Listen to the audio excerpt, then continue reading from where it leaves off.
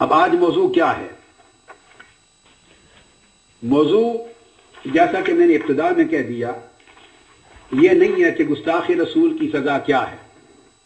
میں نے آپ کو بتا دیا کہ یہ تو قانون ہی الحمدللہ اللہ تعالیٰ اس نے توفیق اس غلام آقا علیہ السلام کے اس غلام اور صد کو دی کہ قانون ہی ہمارے ہاتھوں سے بنا، اور پوری عمر اس قانون کی حفاظت کی. اور میں آپ کو یہ بات بھی بتا دوں کہ اردو زبان میں تحفظ ناموس رسالت پر علمی فقہی مدلل کتاب یہ واحد میری تصنیف ہے. آج کے دن تک اتنی جامع تصنیف ناموس رسالت کے موضوع پر کسی مکتب فکر کی نہیں آئی. یہ بھی سن لیں، بات آج تک یہ ہے. یہ میرے سامنے ہاتھ میں اسی زمانے چھپی تھی اور آج کی نہیں. یہ چھپی ہوئی 1995 کی ہے. دلائل تھے میرے 1984-85 کے. اس کو چھپے ہوئے 17 سال ہو گئے، یہ شاید اس سے بھی زیادہ ہو گئے ہوں گے. اس سبجیکٹ پر بڑی آپ حیرانگی کی بات ہوگی، زیادہ کتابیں تاریخ اسلام میں نہیں لکھی گئی. یہ بات سمجھنے والی. باقاعدہ اس موضوع پر زیادہ کتابیں نہیں لکھی گئی پوری تاریخ علم میں. ارتداد کی بحث کرتے ہوئے، ردہ کی بحث کرتے ہوئے، یا کتاب الجہاد، کتاب السیر، غیر مسلموں کی بحث کرتے ہوئے اور کفر و ارتداد کی بحث کرتے ہوئے، ضمناً یہ موضوع سب و شتم رسول کا آقا علیہ السلام کی گستاخی کا اور اس کی سزا کا آ جاتا تھا کتب میں. اور بعض جگہ عنوان قائم ہوئے، ایک ایک فصل قائم ہو گئی بعض کتب میں. یہ سب حوالے آئیں گے آگے، مگر پوری تاریخ میں اس پر پہلے کتاب کبھی نہیں لکھی گئی. اس لیے کہ متفق علیہ مسئلہ تھا، بنیادی تو اصل مسلمات میں سے. مختلف سی تو تھا نہیں، آج بھی نہیں ہے، مگر یہ اپنے اس طرز عمل سے بنا رہے ہیں اس کو مختلف فی، ایسے ہی ناجائز طریقے سے.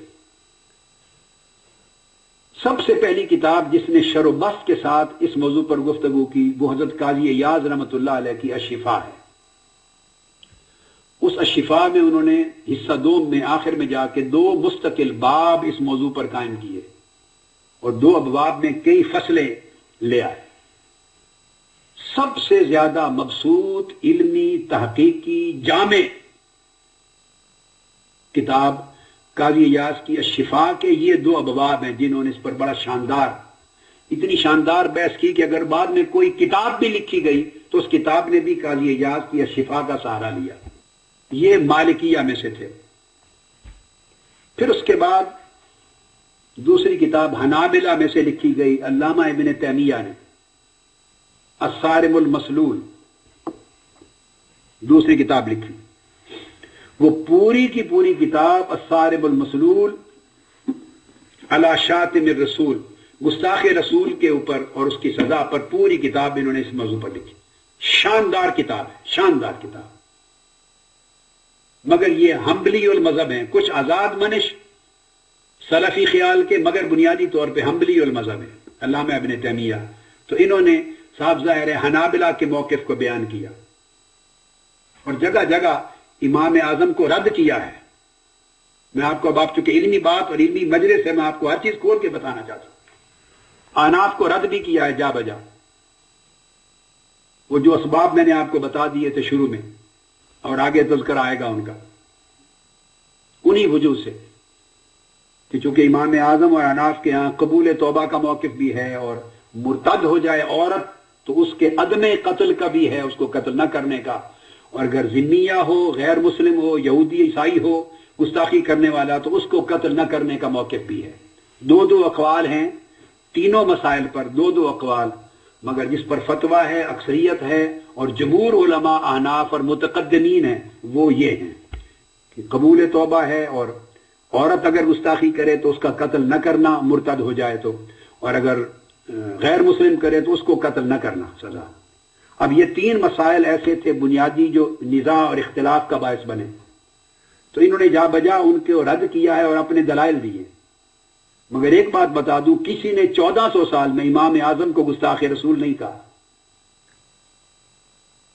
امام ابو یوسف کو نہیں کہا گستاخ رسول، امام محمد کو گستاخ رسول نہیں کہا، امام طحاوی کو گستاخ رسول نہیں کہا. آگے آئے گا صاحب ہدایہ، کنز، دقائق، سب کتابیں آئیں گی۔ یہ روش نہیں تھی کہ اس وجہ سے کوئی اچھال دے اور عوامی مسئلہ بنا دے، دیکھو یہ گستاخ رسول کے لیے معافی کا راستہ نکال رہے ہیں اور گستاخی رسول کو قابل معافی جرم بنا رہے ہیں، کہتے ہیں اس کی توبہ قبول ہوگی۔ اس کو کسی نے غلط رنگ نہیں دیا۔ انہوں نے اگر کہا قبول توبہ، عدم قبول توبہ، تو علمی طور پہ لیا۔ 1400 سال کی کتابوں میں کسی نے ناروا جملہ، نازیبا جملہ نہیں بولا۔ دو الگ موقف ہیں اور یہ دونوں موقف اپنانے سے کوئی کافر نہیں بنا۔ اگر انہوں نے قبول توبہ کا کہا تو اس پر احناف کے 4 موقف بن گئے، پھر آگے احناف کے اندر بھی پھر اختلاف ہوئے۔ متاخرین نے کہا کہ عدم قبول توبہ بھی ہے، یہ قول بھی کتابوں میں آئے ہیں کہ توبہ قبول نہیں ہوگی۔ پھر قبول توبہ کا چونکہ موقف قوی تھا، متقدمین کا تھا، امام اعظم اور صاحبین کے بعد یعنی بہت سے متقدمین مجتہدین کا موقف قبول توبہ کا تھا، تو اس کی پھر آگے مزید تشریحات آ گئی۔ کسی نے یہ کہا کہ قبول توبہ سے مراد قبل الاخذ توبہ قبول ہوگی، بعد الاخذ نہیں۔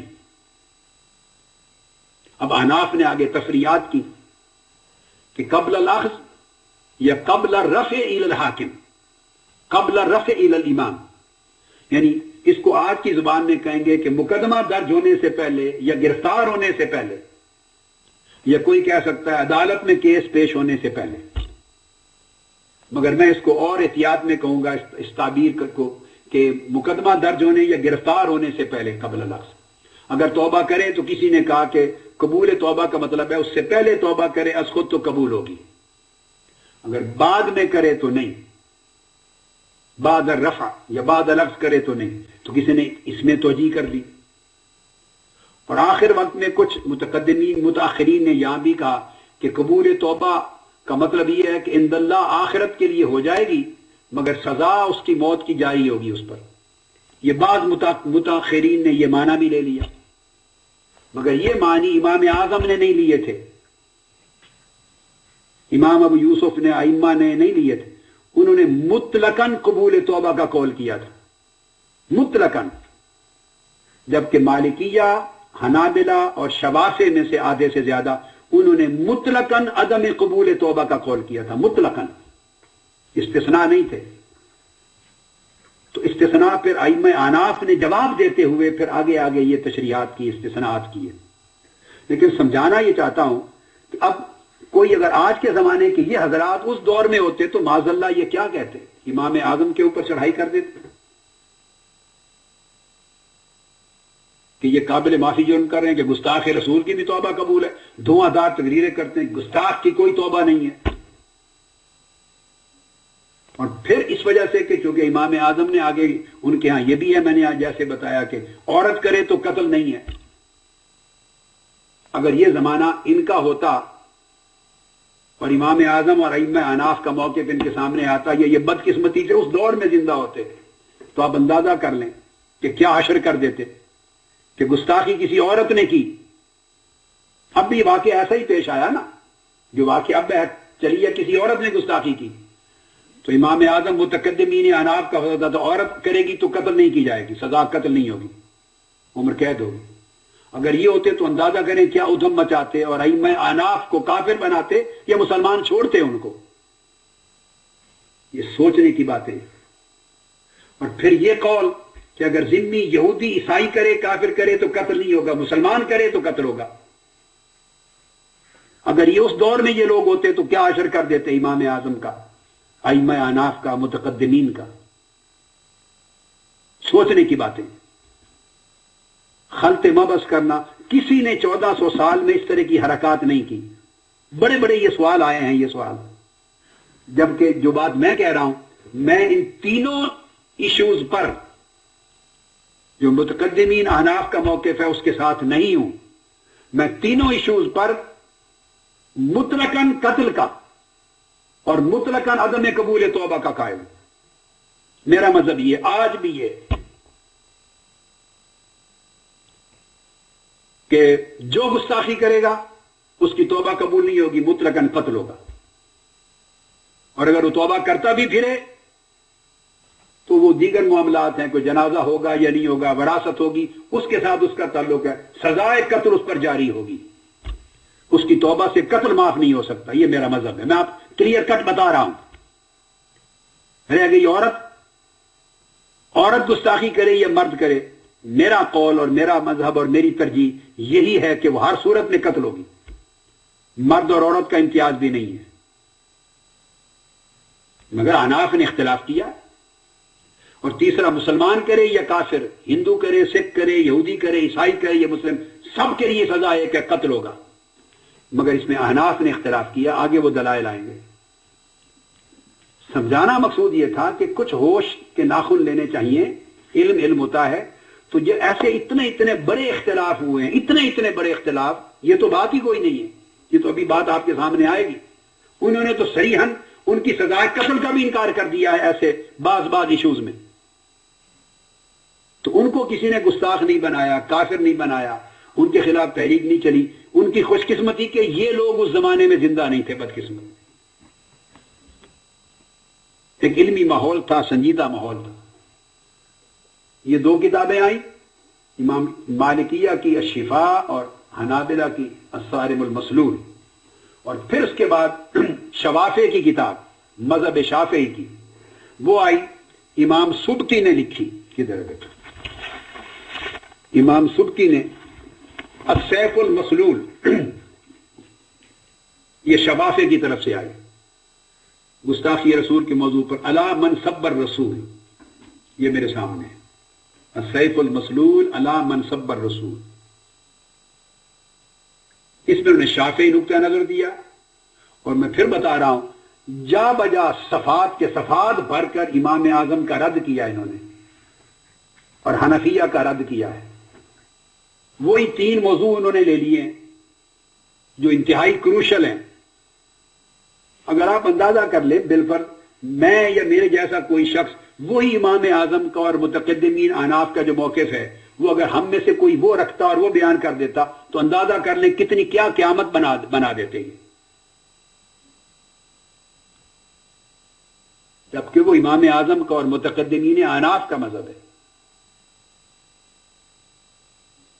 اور میں اس کو بھی نہیں قبول کرتا ہوں. میں نے جیسے عرض کر دیا، میرے نزدیک تو علی الاطلاق قتل ہے اور علی الاطلاق عدم قبول توبہ ہے، اور ہر مرد و عورت اور مسلم و غیر مسلم کے لیے قتل ہے. اب انہوں نے انہی تین مسائل کی وجہ سے صفات کے صفات بھر کر امام اعظم اور احناف کی مخالفت کی، رد کیا ہے دلائل سے. میں جب وہ مقام آئے گا تو چونکہ حنفی المذہب ہوں میں، اس موقف میں تائید نہیں کرتا متقدمین حنفیہ کی، مگر حنفی المذہب ہوں، امام اعظم کا مقلد ہوں، لہذا ایسے نہیں چھوڑ دوں گا میں ان کو. میں صرف اتنا وجہ بتا دوں گا کہ آفٹر آل انہوں نے اگر اختلاف کیا ہے اور اس میں الگ قول دیے ہیں، لبرل ہے اس موضوع پر. سب سے زیادہ لبرل موقف امام اعظم ابو حنیفہ کا ہے، لبرل، آزادی پر مبنی، زیادہ لبرل. اگر انہوں نے یہ موقف لیے ہیں تو ان کے دلائل کیا ہیں. بس میں اشارتاً تھوڑے بتا دوں گا کہ امام اعظم اور ائمہ احناف بغیر کسی دلیل کے بات نہیں کرتے. معاذ اللہ، ایسا نہیں کہ قرآن و سنت کو رد کرتے ہوئے کر لیا انہوں نے، یہ ان کے سامنے یہ قرآنی آیات نہیں تھی. یعنی یہ ہے کوئی بات کرتا ہے تو آپ کہتے ہیں یہ قرآن میں آ گیا، یہ حدیث میں آ گیا، تو آپ امام اعظم سے زیادہ حدیث کو جانتے ہیں. آپ امام اعظم سے حضور کی حدیث کو، سنت کو، اور وہ سارے قتل کرنے کے حکم اور لوگوں نے قتل کر دیے، ابو داؤد کی حدیث اور بخاری جو میں نے سچی ہے، میری کتاب تحفظ نام اسی سے پڑھ گئی تو یہ بیان کرتے ہیں تقریروں میں. یہی تو ان کا مبلغ علم ہے. سب درج کی ہیں میں نے، شفا شریف میں سب موجود ہے، سیف المسلول میں سب درج ہیں اور اصل کتب میں. تو کیا یوں کہا جائے کہ امام اعظم کے سامنے دلیلیں یہ کتابیں، یہ حدیثیں نہیں تھی؟ انہوں نے انہی حدیثوں کو دلائل دے کے رد کیا ہے، اختلاف کیا ہے، مگر کسی نے گستاخ نہیں بنایا. کسی نے یوں نہیں کہا کہ یہ گستاخوں کے ساتھ ہیں، یا گستاخوں کو بچاؤ دینا چاہتے ہیں، گستاخوں کو تحفظ دینا چاہتے ہیں، یا معاذ اللہ حرمت رسول کے خلاف ہیں. کسی نے ایسی زبان درازی نہیں کی. ایک حیا ہے، علم کا کلچر ہے. علمی فقہی فنی مسائل پر اختلاف ہے، اس کو اختلاف لیتے ہیں، اور سب مسلمان ہیں، سب بڑے امام ہیں، سب جلیل القدر امام ہیں. کسی کے ایمان، عقیدے اور مذہب اور دین اور دیانت پر شک نہیں کر سکتا. बस मेरी दरख्वास्त अपील है कि खुदा के लिए आज के उलमा कुछ संजीदा रविश, दियानत की रविश की तरफ आ जाएं और खुफिया बुग़्ज़ और इनाद और हसद और सियासत के जो एजेंडे हैं उस हटकर दीन को दिया करें, एजेंडों से पाक होकर। तो 3 किताबें आई, मालिकिया, हनाबिला और शवाफे की, अस्सैफ़ुल मसलूल। उसके बाद अहनाफ की कोई किताब इस मौजू पर सिरे से थी नहीं, हनफिया की। हत्ता कि अल्लामा इब्नुल आबिदीन बयान करते हैं, उन्होंने भी लिखा है कि हनफिया ने इस मौजू पर कोई किताब इत्तेफाक ऐसा है कि नहीं लिखी थी। उन्होंने जब भी इसको बहस की, क्योंकि अनाफ इसको हिस्सा समझते हैं, गुस्ताखी रसूल को इर्तिदाद का हिस्सा समझते हैं, रिद्दा का, लिहाजा उसने इसको बाबुर रिद्दा के तहत बयान कर दिया एक जुजिया के तौर पर। इर्तिदाद के बहुत से जैसे असबाब होते हैं, कौलन और अमलन इर्तिदाद, तो उसमें इस कौल को भी ले लिया कि जो गुस्ताखी रसूल करे, आनत करे, वो भी रिद्दा में है। तो उन्होंने इर्तिदाद में बयान कर दिया। किसी ने किताबुल जिहाद में अगर जिन्नियों की बात यहूदियों ईसाइयों की आई, किताबुल जिहाद में कर दी, किताबुल सियर में कर दी, ज़ैल में मुख्तलिफ अबवाब के तहत की अलग किताब नहीं लिखी। तो अल्लामा इब्नुल आबिदीन बयान फरमाते हैं कि उन्होंने फिर ये जरूरत महसूस करते हुए कि इस मौजू पर अहनाफ ने आज तक मुस्तकिल कोई किताब नहीं लिखी, इस बात को 1300 साल 1200 साल गुजर गए। तो अल्लामा इब्न आबिदीन ने रसाइल इब्न आबिदीन जो लिखे, उनमें फिर एक रिसाला लिखा मुस्तकिल इस मौजू पर। तो ये हनफिया की इस मौजू पर मुस्तकिल नौयत की पहली किताब आई, एक रिसाला, और उसका नाम है तंबीहुल वुलात वल हुक्काम अला अहकाम शातिम खैरिल अनाम सल्लल्लाहु अलैहि वसल्लम। ये वो रिसाला इस वक्त मेरे हाथ में है। ये वाहिद किताब है जो पूरी की पूरी इस सब्जेक्ट पर है, मगर ये रिसाला है बड़े साइज के, 370 सफ़ात हैं, बड़े साइज के। इसको अगर छोटी किताब में ले आए तो शायद 450 बन जाएंगे। तो ये मजमुआ रसाइल इब्न आबिदीन में है और उस रिसाला का ये 15वां रिसाला है। इमाम इब्न आबिदीन के रसाइल में से उनका 15वां रिसाला है और इसका नाम है तंबीहुल वुलात वल हुक्काम अला अहकाम शातिम खैरिल अनाम।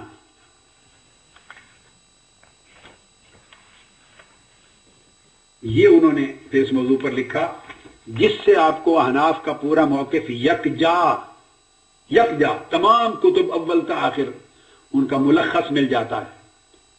और इसका जिक्र उन्होंने खुद भी जो उकूद और रस्मिल मुफ्ती किताब लिखी, इमाम इब्न आबिदीन ने उकूद और रस्मिल मुफ्ती,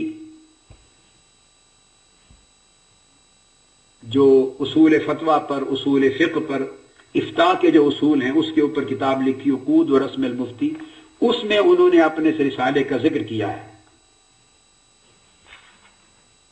इसका जो हैदराबाद जो दक्कन का जो उसका नुस्खा है जो अवेलेबल है कंप्यूटर पर भी, तो उस नुस्खा पूरा का जो तबाह हुआ है हैदराबाद दक्कन से 1482 हिजरी में, यानी सन 2000 में जो दूसरी बार छपा है, पहली बार 1422 में छपा, उसके सफा 6 पर आगे चल के उन्होंने,